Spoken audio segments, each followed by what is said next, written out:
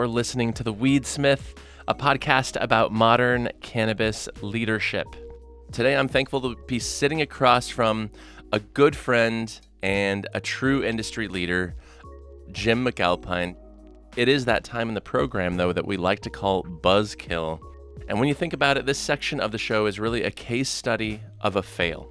And this isn't just any old fail. This is the kind of fail that has you rethinking direction, questioning your instinct, the kind of fail that inspires a crisis of confidence. But it's also the kind of fail that forces you to reassess and learn, and you come out the other side of it stronger, smarter, and more ready to run this business than you've ever been. So, Jim McAlpine, let's hear about your Buzzkill.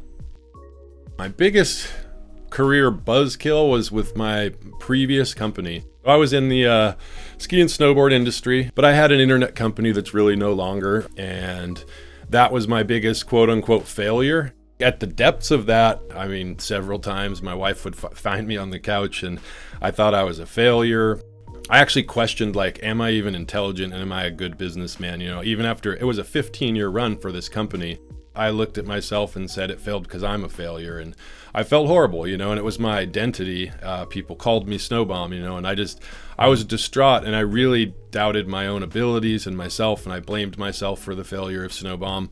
And I'm sure there were some things that I contributed to, but it was really a conglomeration of things in the ski industry, and there was a huge drought in California. So mentally for me, I looked in the mirror and was like, you suck, you're a failure, you're faking everybody out that thinks you're a businessman. That's when I was inspired after getting, how do they say that? It gets the darkest before you see light. It's always darkest before the dawn.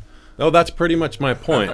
And so I was really distraught. I was at that midnight, 2 a.m. hour where it was so dark and bleak, but the light turned on that there were other options. There was the cannabis industry. And so when I look back at that failure, it was a year plus of real identity crisis and soul searching. And as I began to create an identity and build this cannabis business or businesses, it really showed me that I'm happier now doing this than if my business had stayed successful, and Sure. So it forced me to make a change. It was the worst time in my business career, but I think most people will say, tough times like that are the times where you get going and you figure it out, So on the backside, I look back and I'm actually thankful that Snowbomb failed, and I'm enjoying what I'm doing now and wouldn't have done it unless I'd kind of been kicked in the ass by my company failing.